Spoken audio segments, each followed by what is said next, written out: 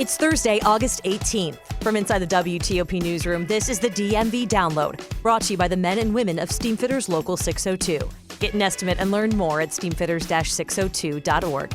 Today, we're taking our show out to the beach, since it's where most of Washington is anyway, to Ocean City specifically, where two Maryland brothers who grew up in Darnestown just won the biggest fishing prize in the world, $4.5 million.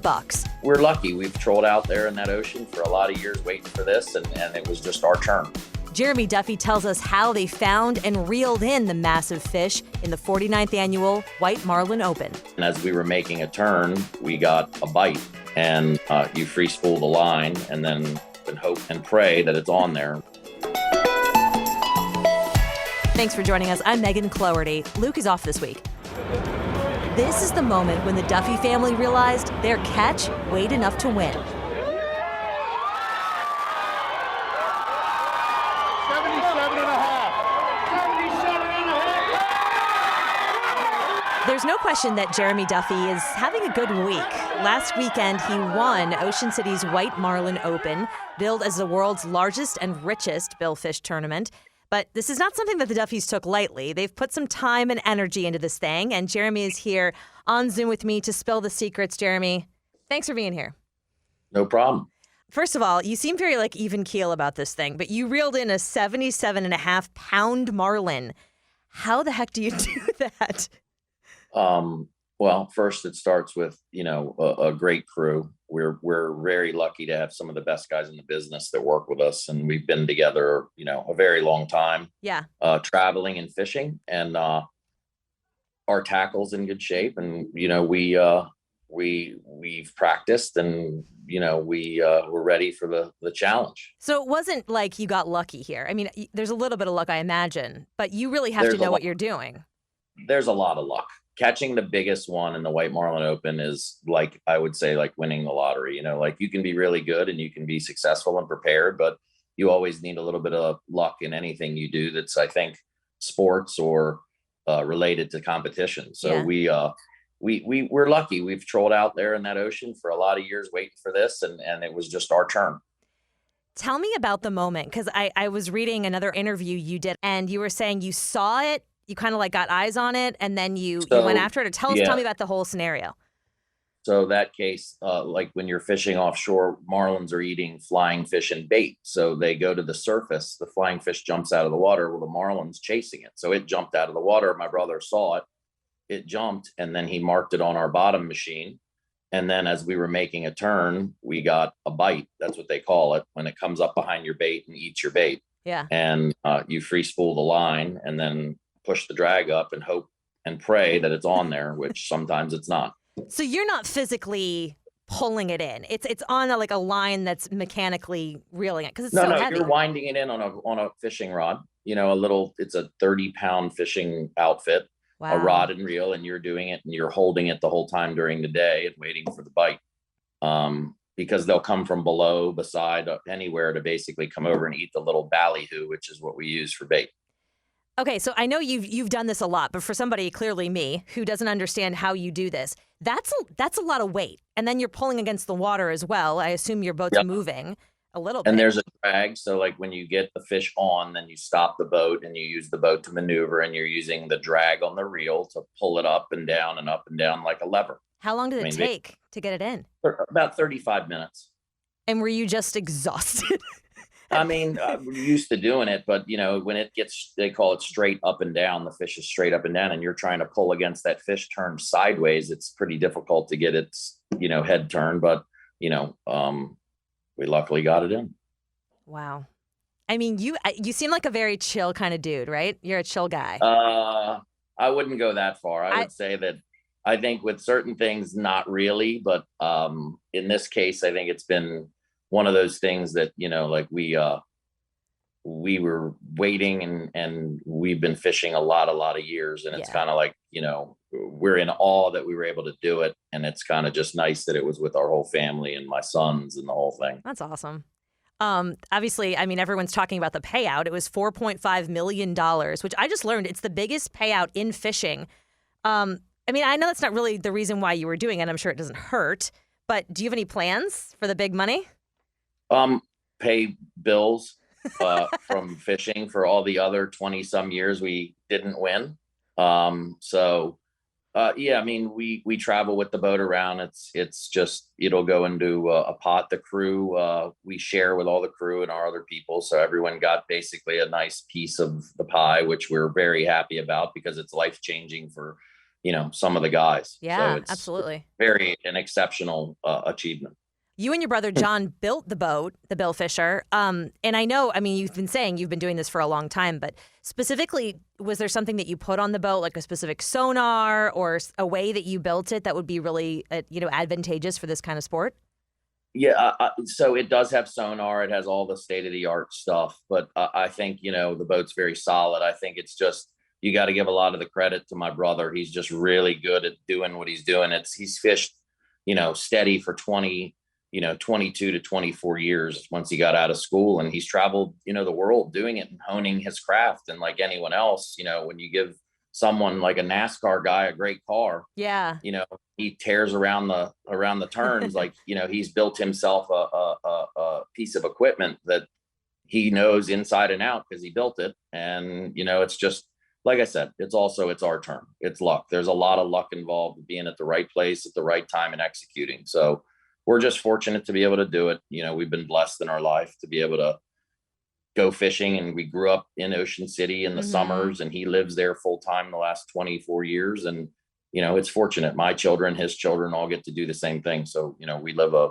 very lucky life, I would say. You're a Bethesda guy. Have a business in Silver Spring, so I know there's a little bit of DC, DMV area here. And your family's been, you kind of touched on this, but your family's been fishing for a long time. This was really a dream of yours for, yours and your families, right? For like 20 years.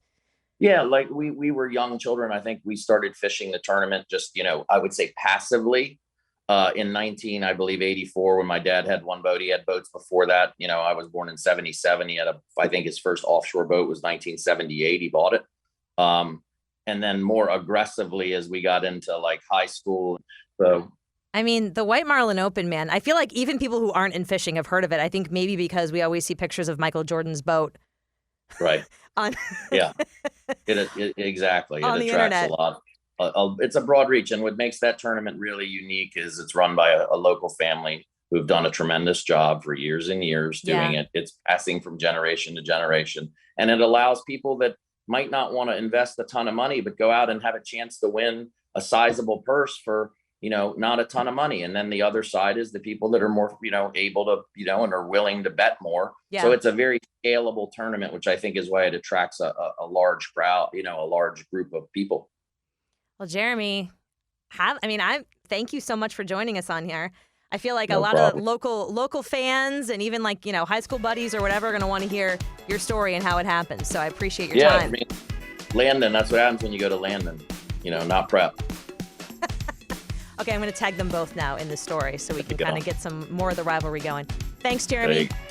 Thank you so much. And after the break, do you have any concerts in your future?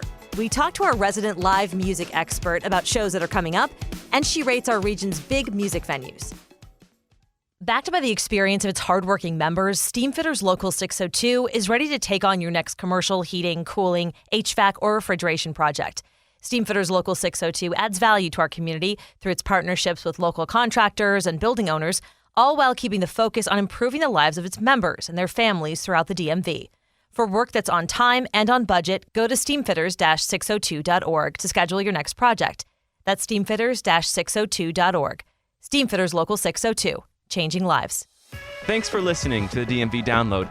If you like this show, give us 5 stars and leave us a review on Apple Podcast. We love hearing from you guys, and your reviews really do help other listeners find this, our area's only in-depth daily local news podcast. And thank you for making us a part of your day.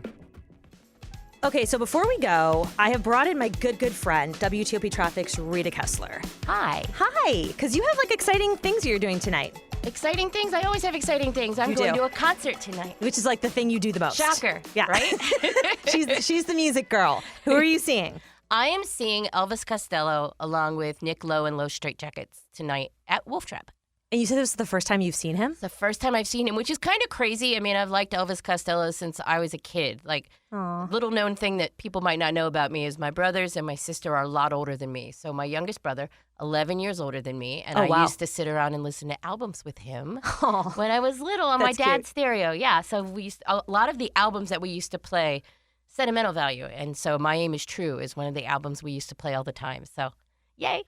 Can I just say that it's so expensive to go to a concert, and I don't know how you keep up this expensive hobby, because I wanted to go to Chris Stapleton this weekend, and it's like the only tickets left, they're like $300. It's all I do. It's really, I mean, I travel for it. I know. So. You lived a life. Did I tell you I'm going to LA to see Duran Duran next month? No. Go see Duran Duran at Merriweather next week. There are still tickets available. Oh, my God. Okay, no, so this is what I wanted to ask you. Yes. So, obviously, we have a ton of places to see music around here. Mm-hmm. What would you, I want you to rank these. You ready, Rita? Oh, no. Okay, all these venues are all going to hate me now, right? No, not the ones you picked that you love. Okay. Okay, we're putting these up against each other. Wolf Trap, Merriweather Post, Jiffy Lube Live, Capital One Arena. Okay. I mean, I have reasons for everything, but if we're talking about, of all of those venues, my number one venue would be Wolf Trap for a variety of reasons. But I mean, Wolf Trap, you can bring food, you can bring beverage. It's more fun to sit on the lawn. I have seats tonight, so I sound a little funny saying that. But it's more fun to sit on the lawn. You can get all your friends together. We get there really early. We wait in line. We go in. Wolf Trap, number one. What are the others? Jiffy Lube, Merriweather, Capital One. Merriweather, number two. I always enjoy Merriweather. That was kind of like home base when I was growing up. And they've redone the place. Yeah. So they've done it really well. And it's like Wolf Trap, but you can't bring the food in. They want you to buy the food there. Well, I could be wrong on that, actually. I know you can bring water in, and you might be able to bring a small bag of food, but not to the extent of Wolf Trap. Right. And it's like end of summer concert season. And no alcohol. You can't bring that to Merriweather, and you can bring that to Wolf Trap. Frowned upon. Anyways, the next one would be Capital One Arena, accessible by Metro, so that's fantastic. A lot of the big bands play there. If you're sitting anywhere but the 100s are on the floor, I don't like the sound there. I feel like the sound suffers as you get higher up in the venue. Interesting. Yeah. Huh. Like I sat in the 200s for Duran Duran once, and the sound was awful. See, I'm not that cool. I'm just like, wherever I sit, I'm like, oh, this is awesome. Like, I can't even really tell the difference. And then last is your Jiffy Lube then. Yeah. And it has nothing to do with the actual venue. It has everything to do with the traffic. Funny, traffic reporter. I know, It has right? everything to do with the traffic, and it has everything to do with trying to get out of that parking lot when you leave. I have never had a good experience, except for the one time I had like VIP parking when I went to see Depeche Mode. We were in and out in 2 seconds, and I was like, this is great. Okay. Never happened again. Last question is, what is on your radar this fall for really good concerts that are coming in? Fall.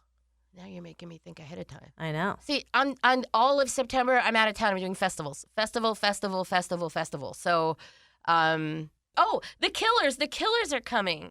Really? I think September. The Killers will be at Capital One. Oh, nice. And Ocean's Calling Festival in Ocean City, end of September, beginning of October. That's a new one, it's local. They have a lot of big names, too, I think. Yeah, they have OAR, they have Alanis. Dave Matthews. Dave and Tim. It's not the Dave Matthews Band, it's Dave Matthews and Tim Reynolds. Nice. But old school. That we're excited for. It's a brand new festival. And the weekend of the 24th, Firefly Music Festival, that used to be the closest. Not going this year because I have Elton John tickets. Well, Elton John will be at Nats Park. See, you're reminding me. We have the Chili Peppers coming up at Nats Park. It's going to be good. This is what happens when you start talking about Rita about music. And she goes, oh, yeah, and then. Anyway, you're the perfect person to have on to talk about this, Rita Kessler. Thank you for being here. And that'll do it for us for the DMV Download, sponsored by Steamfitters Local 602. We want to give thanks to the White Marlin Open for letting us use some sound from the event today. Our managing editor is Craig Schwab, and our music is by Real World. Leave us a review and rate our show if you get the chance. Give us some date ideas. Give us some music ideas, summer music festival ideas. We want to hear it all from you guys.